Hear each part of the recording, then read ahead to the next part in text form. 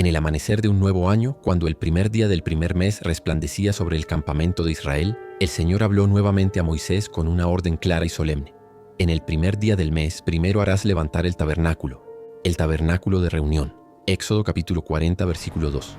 Este mandato no era una simple tarea logística o arquitectónica. Era una declaración de soberanía espiritual, un acto divino que marcaría el inicio de una nueva etapa en la historia de redención del pueblo hebreo. Este primer día del mes de Nisán no era un día común.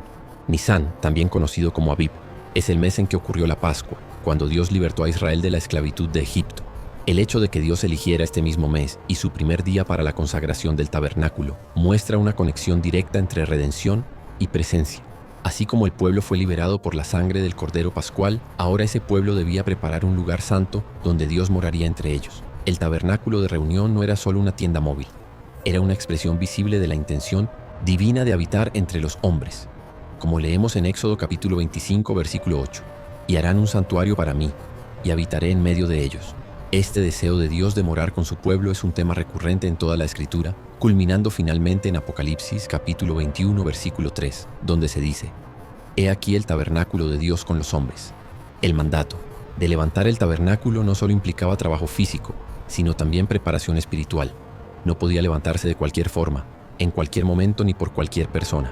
Moisés, como líder designado, debía ejecutar cada paso con precisión según el diseño celestial mostrado en el monte. Éxodo capítulo 25, versículo 9. Era un llamado a la obediencia y a la reverencia. Este primer día del año representa simbólicamente los nuevos comienzos con Dios. Nos recuerda que todo ciclo debe iniciar con la presencia del Señor en el centro. En nuestros contextos actuales, ¿cómo comenzamos nuestros años, nuestros proyectos, nuestras decisiones? La elección del día nos desafía a considerar: ¿está Dios primero en todo lo que emprendemos? Además, esta fecha estaba llena de simbolismo profético. El inicio del año no se celebra con fiestas humanas, sino con el levantamiento de un lugar de adoración. Este hecho debería enseñarnos que la adoración es el fundamento sobre el cual se sostiene todo verdadero progreso. No hay futuro espiritual sin presencia divina, y no hay presencia divina sin obediencia a su palabra. Finalmente, esta orden nos recuerda que el Dios que liberó también quiere habitar. Él no solo saca al pueblo de Egipto, desea caminar con ellos. El tabernáculo es el símbolo de su compañía. Hoy, de igual manera, el Señor no solo quiere salvarnos del pecado, sino vivir en nosotros por medio del Espíritu Santo, como declara segunda epístola a los Corintios capítulo 6, versículo 16. «Vosotros sois el templo del Dios viviente, como Dios dijo: habitaré y andaré entre ellos y seré su Dios, y ellos serán mi pueblo». Por tanto, al meditar en esta orden divina dada en el umbral del Año Nuevo, comprendemos que levantar el tabernáculo no fue un simple hito histórico, sino un principio eterno. La vida con sentido empieza cuando Dios ocupa el centro. Que así sea también en nuestra vida hoy. Implica que toda renovación comienza con la presencia de Dios. ¿Qué mejor manera de iniciar el año que poniendo a Dios en el centro de todo? Como leemos en Éxodo capítulo 40, versículo 3, se instruyó a Moisés a colocar primero el arca del testimonio, símbolo vivo del pacto entre Dios e Israel. Este acto inaugural no fue fortuito, sino profundamente intencional. En toda la estructura del tabernáculo, el arca representaba el epicentro de la adoración y la conexión con lo eterno. Esta caja sagrada, hecha de madera de acacia y recubierta completamente de oro puro por dentro y por fuera. Éxodo capítulo 25, versículo 11.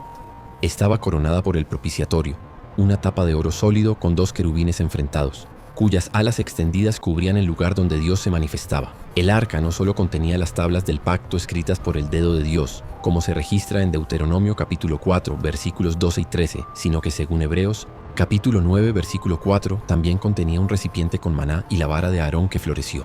Así, el arca se convertía en el testigo tangible de tres grandes actos de Dios: la revelación, las tablas, la provisión, el maná, y la elección divina, la vara de Aarón. Estos elementos no eran reliquias, sino memoriales vivos del carácter, poder y propósito de Dios con su pueblo. Ubicada en el lugar santísimo, el arca era accesible solo una vez al año por el sumo sacerdote, en el día de la expiación, como nos lo enseña Levítico capítulo 16. El velo que la separaba del resto del santuario no era una simple cortina, sino una barrera simbólica que representaba la separación entre Dios y la humanidad a causa del pecado. Y aún así, sobre el propiciatorio, la cubierta del arca, se manifestaba la gloria de Dios, como leemos en Éxodo capítulo 25, versículos 21 y 22. Allí me declararé a ti y hablaré contigo de sobre el propiciatorio. Este detalle tiene una importancia teológica profunda. La palabra hebrea para propiciatorio es kaporet, relacionada con la idea de expiación, cobertura y reconciliación. Era el lugar donde la sangre del sacrificio era rociada, señalando proféticamente al sacrificio de Cristo, quien, según la carta a los Hebreos capítulo 9, versículo 12, entró una vez para siempre en el lugar santísimo celestial, habiendo obtenido eterna redención. El arca entonces no es solo una pieza sagrada del mobiliario antiguo, sino un símbolo profético del Evangelio eterno. Nos recuerda que Dios desea morar con su pueblo, pero también que su santidad exige mediación. Esa mediación nos es dada en Cristo, quien ahora es nuestro propiciatorio. Romanos capítulo 3, versículo 25, intercediendo por nosotros, ante el Padre. Espiritualmente, el arca nos desafía a preguntarnos, ¿dónde reside la presencia de Dios en nuestra vida? ¿Guardamos su ley en nuestro corazón como el arca guardaba las tablas? ¿Valoramos su provisión diaria, como el maná, en el desierto? ¿Reconocemos su autoridad sobre nosotros como lo demostraba la vara de Aarón? Hoy, aunque no tengamos un arca física, cada creyente está llamado a ser un portador de la presencia de Dios, caminando en obediencia, sustentado por su gracia y guiado por su Espíritu, como escribió el apóstol Pablo en segunda epístola a los Corintios capítulo 4, versículo 7. Tenemos este tesoro en vasos de barro para que la excelencia del poder sea de Dios y no de nosotros. Que así sea. Esta caja sagrada, cubierta de oro y contenida por el propiciatorio, no era un objeto más. Era el corazón del santuario, la representación tangible de la presencia de Dios. Según el relato de Deuteronomio capítulo 4, versículos 12 y 13, las tablas del pacto, escritas por el dedo de Dios, eran la base misma de la alianza con su pueblo. El arca fue ubicada en el lugar santísimo, separado por el velo. Esto representa no solo la majestad y santidad de Dios, sino también la distancia entre lo divino y lo humano, una brecha que solo sería reconciliada en Cristo, nuestro sumo sacerdote. Allí, sobre el propiciatorio, se manifestaba la gloria de Dios, como leemos en Éxodo capítulo 25, versículos 21 y 22. Allí me declararé a ti, y hablaré contigo de sobre el propiciatorio. Luego, como lo vemos en el versículo 4, Moisés colocó la mesa y la puso en orden. Esta mesa, construida de madera de acacia y recubierta de oro puro, Éxodo capítulo 25, versículo 23, se situaba en el lado norte del Quisisientre, lugar santo, fuera del velo, según Éxodo capítulo 40, versículo 22. Sobre ella se disponían los 12 panes de la proposición, uno por cada tribu de Israel, simbolizando así que Dios provee sustento espiritual y físico a todo su pueblo, sin excepción. Como dice el versículo 23, Moisés puso por orden los panes delante de Jehová, cumpliendo el mandato de presentar ante Dios una ofrenda continua, que testificaba la comunión constante entre el Creador y su pueblo. Esta imagen es profunda. El alimento dispuesto ante la presencia divina indica que solo en Dios hay verdadera nutrición para el alma. Jesús mismo afirmó esta verdad en el Evangelio según San Juan capítulo 6, versículo 35. Yo soy el pan de vida, el que a mí viene nunca tendrá hambre. Así, la mesa y los panes apuntan proféticamente a Cristo, el Sin y Sin, verdadero pan del cielo que sustenta eternamente a sus hijos. Enfrente de la mesa, al sur del lugar santo, se colocó el candelero de oro, con sus 7 lámparas encendidas, como lo indican los versículos 24 y 25. Esta lámpara era una obra maestra de orfebrería divina, hecha de una sola pieza de oro puro con brazos, copas, manzanas y flores. El encendido de estas lámparas no era un acto rutinario, sino profundamente simbólico. Representaban la luz perpetua que emana de la presencia de Dios. En medio de un mundo envuelto en tinieblas, tanto literales como espirituales, el candelero proclamaba: Dios es luz, y donde Él habita, no hay oscuridad. Jesús mismo relacionó esta imagen con su propia misión al decir: Yo soy la luz del mundo. El que me sigue no andará en tinieblas, sino que tendrá la luz de la vida. Evangelio según San Juan capítulo 8, versículo 12. Así, el candelero no solo iluminaba el santuario, sino que revelaba la misión mesiánica: iluminar la senda del creyente. Además, este mismo símbolo se extiende a la iglesia, ya que en Apocalipsis capítulo 1, versículo 20, las 7 iglesias son representadas como candelabros, llamados a reflejar la luz de Cristo en el mundo. Finalmente, el altar de oro para el incienso fue colocado delante del velo que separaba el lugar santo del lugar santísimo, como leemos en el versículo 26. Moisés quemó incienso aromático sobre él, versículo 27, cumpliendo así la orden de mantener un incienso perpetuo delante de Dios. Este incienso no era una mezcla cualquiera.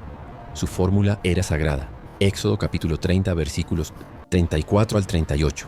Y solo podía usarse en adoración. La fragancia que subía en espirales desde el altar representaba las oraciones del pueblo elevándose al trono de Dios. El libro del Apocalipsis, capítulo 5, versículo 8 lo confirma. Las oraciones de los santos son como incienso en copas de oro ofrecidas delante del Cordero. Es un acto de comunión íntima entre el cielo y la tierra, un puente espiritual donde el corazón del hombre se conecta con el corazón de Dios. Este altar entonces nos recuerda que nuestra vida de oración debe ser constante, pura y perfumada por la fe. El incienso debía arder cada mañana y cada tarde. Éxodo capítulo 30, versículos 7 y 8, simbolizando que la oración no es un evento ocasional, sino una práctica diaria e indispensable para sostener la relación con el Altísimo. Así, el lugar santo, con su mesa, su candelero y su altar, no era solo un espacio físico, sino una lección viviente sobre la vida devocional. Comunión con Dios a través del alimento espiritual, iluminación constante por la luz divina y una vida de oración ininterrumpida. Este modelo nos interpela hoy. ¿Están encendidas nuestras lámparas? ¿Está nuestra mesa espiritual en orden? ¿Se eleva el incienso de nuestra oración cada día? Que el lugar santo nos inspire a vivir con reverencia, constancia y entrega, sabiendo que Dios nos ha llamado no solo a contemplar su gloria, sino a reflejarla. Sobre ella se disponían los panes de la proposición, simbolizando la provisión constante de Dios y su comunión con su pueblo. Como dice el versículo 23, Moisés puso por orden los panes delante de Jehová. Esta es una imagen del alimento espiritual que nunca escasea para aquellos que caminan con Dios. Enfrente, al sur se colocó el candelero de oro con sus lámparas encendidas, versículo 24 y 25. Estas lámparas representaban la luz perpetua que emana de la presencia divina. En un mundo envuelto en tinieblas, Dios enciende su luz en medio de su pueblo. Jesús mismo declaró, «Yo soy la luz del mundo». Evangelio según San Juan capítulo 8, versículo 12. Y el candelero apunta proféticamente hacia él. El altar de oro para el incienso fue colocado delante del velo, como leemos en el versículo 26. Moisés quemó incienso aromático sobre él, versículo 27, y su fragancia subía en símbolo de las oraciones de los santos. Apocalipsis capítulo 5, versículo 8, revela que las oraciones son como incienso ante Dios, un acto de comunión íntima entre el cielo y la tierra. Fuera del tabernáculo se situó el altar del holocausto, como describe el versículo 29. Esta estructura, hecha de madera de acacia y recubierta de bronce, era el lugar donde se ofrecían diariamente los sacrificios por el pecado, los holocaustos y las ofrendas de paz. Allí, Moisés ofreció holocausto y ofrenda, iniciando formalmente el sistema sacrificial que señalaría hacia el sacrificio de Cristo, el Cordero de Dios que quita el pecado del mundo. Evangelio según San Juan capítulo 1, versículo 29. Cada gota de sangre derramada sobre este altar hablaba de redención, justicia y gracia. Cada cordero sacrificado anticipaba el sacrificio supremo de Jesús, quien ofreció su vida una vez para siempre por nuestros pecados. Hebreos y Onoletes, capítulo 10, versículo 10. El humo que ascendía al cielo representaba la aceptación del sacrificio por parte de Dios. Este altar se convirtió en el símbolo del precio que el pecado exige y de la misericordia que Dios otorga. Frente al altar se colocó la fuente de bronce, versículo 30. Un gran recipiente sostenido sobre una base también de bronce, hecho con los espejos de las mujeres que se congregaban a la puerta del tabernáculo. Éxodo capítulo 38, versículo 8. Esta fuente contenía agua para que Moisés, Aarón y sus hijos se lavaran las manos y los pies. Versículos 31 y 32. Este acto de purificación no era opcional, sino obligatorio. Representaba la limpieza espiritual necesaria antes de acercarse a Dios para servirle. Cuando entraban en el tabernáculo de reunión y cuando se acercaban al altar, se lavaban. Versículo 32. El mensaje era claro. Nadie puede ministrar delante del Señor con manos sucias ni con corazones impuros. Esto se confirma en el llamado del profeta Isaías. Lavaos y limpiaos, quitad la iniquidad de vuestras obras de delante de mis ojos. Dejad de hacer lo malo. Isaías capítulo 1, versículo 16. Este principio se extiende hasta nosotros hoy. Antes de adorar, antes de servir, antes de predicar, debemos acercarnos a la fuente, a la limpieza que proviene de la sangre de Cristo que nos purifica de todo pecado. Primera epístola de Juan capítulo 1, versículo 7. El altar y la fuente juntos representan los dos aspectos de la salvación, el sacrificio que expía y la limpieza que transforma. El atrio, entonces, es el punto de entrada al encuentro con Dios. No se podía avanzar hacia el lugar santo sin pasar por el altar y la fuente. De igual manera, nadie puede tener verdadera comunión con Dios sin antes ser perdonado y purificado. ¿Cómo está tu altar personal? ¿Te has detenido en la fuente de la palabra para ser limpiado cada día? Que este espacio nos recuerde que la adoración verdadera empieza con humildad, sangre y agua. Una vez dispuesto el tabernáculo, vino la unción. Como se relata en los versículos 9 al 11, Moisés tomó el aceite de la unción y ungió el tabernáculo y todos sus utensilios. Este acto no era meramente ceremonial, tenía un profundo significado espiritual. El aceite de la unción no era un compuesto común, sino una mezcla sagrada de mirra, canela, cálamo aromático. Casia y aceite de oliva, Éxodo capítulo 30, versículos 22 al 25, preparado según una fórmula que no podía ser replicada para uso personal. Su fragancia envolvía el santuario y todo lo que tocaba quedaba consagrado a Dios. Ungir el tabernáculo y sus objetos equivalía a marcarlos como propiedad divina. Este acto simbólico separaba lo común de lo sagrado. Así como el aceite fluía sobre los objetos y los capacitaba para el servicio del culto, así también el Espíritu Santo unge a los creyentes para la obra espiritual. El aceite representa la presencia activa del Espíritu que transforma, purifica y prepara. Sin la unción del Espíritu, incluso el altar y el arca no podían cumplir su propósito. Cada rincón del tabernáculo fue rociado con aceite, estableciendo que todo, desde el arca hasta la fuente, estaba dedicado exclusivamente al servicio de Dios. Esta consagración integral nos recuerda que en la vida del creyente no debe haber área sin rendir. Todo debe estar ungido. Nuestros pensamientos, acciones, palabras y relaciones. Nada debe quedar fuera del señorío de Cristo. Luego, Aarón y sus hijos fueron introducidos a un proceso de santificación aún más profundo. Versículos 12 al 15. Primero fueron lavados con agua, un acto que simbolizaba la purificación necesaria antes del servicio sagrado. Posteriormente fueron vestidos con las túnicas santas, cada pieza de la vestimenta sacerdotal representando aspectos del carácter y misión del ministro. Finalmente vino la unción. Aarón, como sumo sacerdote, recibió el ungimiento sobre su cabeza. Este detalle, que se menciona también en el Salmo 133, versículo 2, es altamente significativo. Es como el buen óleo sobre la cabeza, el cual desciende sobre la barba de Aarón, y baja hasta el borde de sus vestiduras. Esta imagen habla de una unción que fluye de lo alto de la cabeza, Cristo nuestro sumo sacerdote, hacia todo el cuerpo, la iglesia.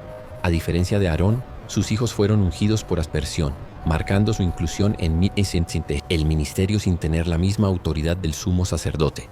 Esta diferencia también apunta a Cristo, quien fue ungido sin medida. Evangelio según San Juan, capítulo 3, versículo 34. Y nosotros, sus discípulos, recibimos por medio de él la unción que nos capacita para el sacerdocio universal. Esta escena apunta a nuestro propio llamado. En la primera epístola de Pedro, capítulo 2, versículo 9, leemos: Mas vosotros sois linaje escogido, real sacerdocio, nación santa, pueblo adquirido por Dios. Cada creyente es llamado a ser sacerdote, ungido por el Espíritu y apartado para servir. No es un privilegio reservado a unos pocos, sino una responsabilidad extendida a todos los que han sido redimidos por la sangre del Cordero. La unción nos recuerda que no basta con ser llamados, debemos ser habilitados por el Espíritu para ministrar con poder, compasión y santidad. En un mundo que a menudo profana lo sagrado, Dios sigue buscando hombres y mujeres dispuestos a ser separados para su gloria. ¿Has sido tú ungido? ¿Has permitido que el Espíritu te consagre completamente? Así como el tabernáculo fue ungido para ser morada de Dios, así también cada cristiano debe ser templo vivo del Espíritu. Que esta escena nos inspire a buscar una vida consagrada, donde cada parte de nuestro ser esté dedicada al servicio del Altísimo. El texto afirma con solemnidad: y Moisés hizo conforme a todo lo que Jehová le mandó. Así lo hizo. Éxodo y Sion, capítulo 40, versículo 16. Esta frase, reiterada con fuerza narrativa en el libro del Éxodo, no es una simple constatación histórica, sino una declaración poderosa sobre la obediencia absoluta y reverente de un siervo fiel. Moisés no improvisó, no alteró el plan divino, no buscó atajos ni añadió de su propia creatividad. Cada instrucción del Altísimo fue ejecutada con exactitud, lo cual refleja un profundo sentido de temor reverente, confianza inquebrantable y comunión constante con Dios. La obediencia de Moisés no se fundamentaba en un cumplimiento mecánico, sino en una comprensión espiritual. Lo que provenía de la boca de Dios era sagrado, perfecto y digno de ejecutarse tal cual. Esta actitud resalta el valor de la sumisión total a la voluntad divina.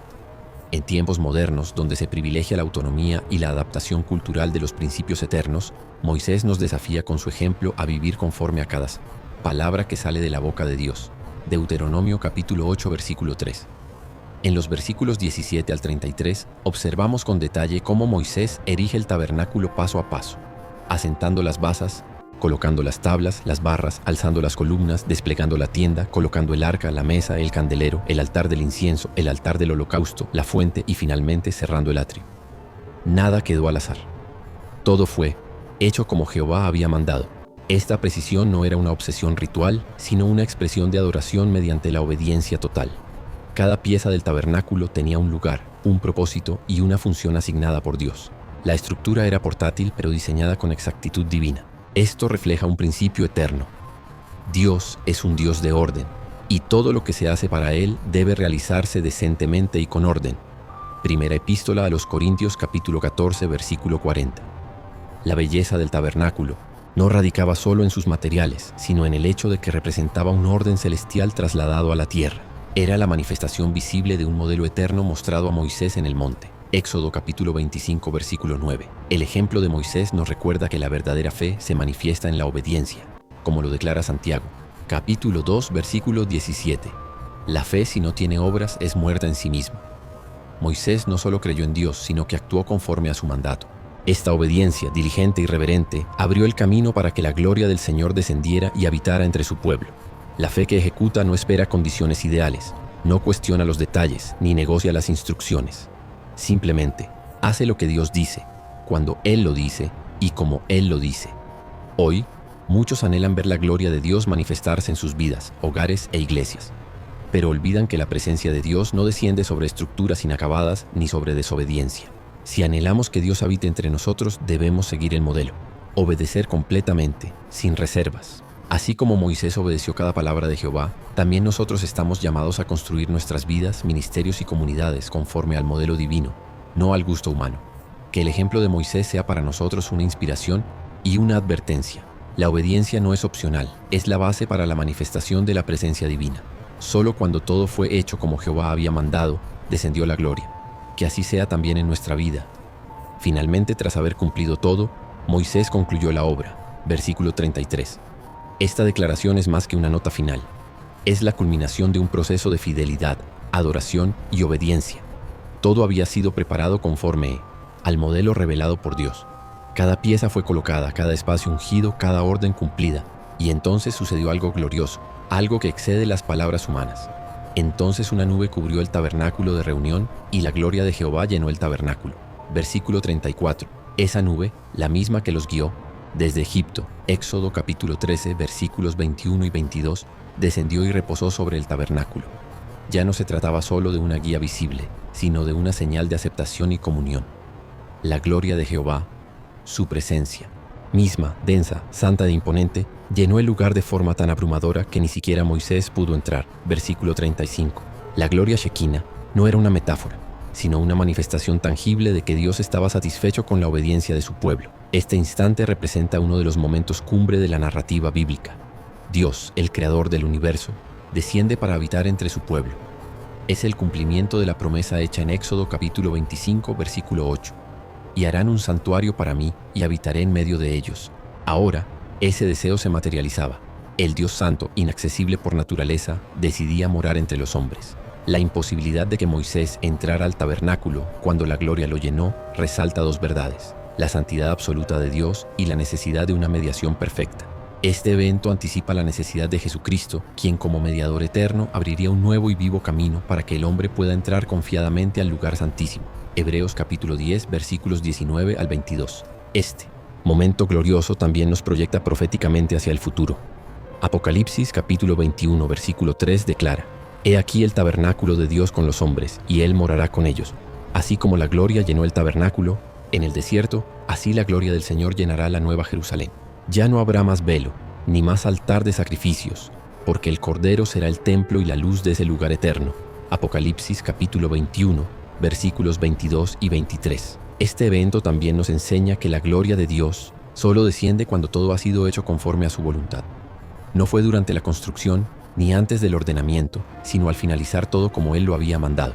Esto nos exhorta a vivir una vida de obediencia integral, donde cada aspecto de nuestra existencia sea alineado con el propósito divino. Finalmente, la nube y la gloria no solo fueron señales visuales, eran una garantía de dirección y protección, como continúa relatando el texto. Cuando la nube se alzaba del tabernáculo, los hijos de Israel se movían, pero si la nube no se alzaba, no se movían. Versículos 36 y 37. Esto nos muestra que la presencia de Dios no solo habita, también guía. La verdadera espiritualidad no consiste solo en tener un lugar santificado, sino en saber moverse conforme a la voluntad divina. Que esta escena nos inspire a vivir para la gloria de Dios. Que anhelemos, no emociones momentáneas, sino la manifestación real de su presencia en nuestras vidas, familias y congregaciones. Y que, como Israel, aprendamos a no movernos sin su nube y a detenernos cuando Él lo indique. porque donde está su gloria, allí hay vida, dirección y propósito eterno. Este relato no es solo historia, es un espejo de nuestra realidad espiritual. El apóstol Pablo pregunta, ¿no sabéis que sois templo de Dios y que el Espíritu de Dios mora en vosotros? Primera epístola a los Corintios capítulo 3, versículo 16. Hoy, Dios no habita en tiendas hechas por manos humanas, sino en corazones humildes y consagrados. Así como Moisés y el pueblo obedecieron cada detalle, así nosotros debemos permitir que Dios ordene nuestra vida, que unja nuestros talentos, que purifique nuestro carácter y que habite en nuestro corazón. Él quiere llenar nuestro templo con su gloria, pero debemos prepararnos como lo hicieron los hijos de Israel. Amado hermano, amada hermana, si el Espíritu de Dios ha hablado hoy a tu corazón a través de este mensaje, no endurezcas tu alma. Hoy es el día en que puedes decir, Señor, quiero que mi vida sea ese tabernáculo donde tú habites. Levántate.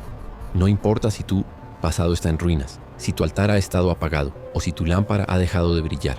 Aún estás a tiempo de reconstruir, de consagrar, de permitir que el fuego del cielo descienda sobre ti y sobre tu casa. El Dios que descendió en gloria sobre un tabernáculo de pieles y tablas es el mismo que quiere llenar de su gloria tu vida sencilla, tu familia humilde, tu corazón sediento.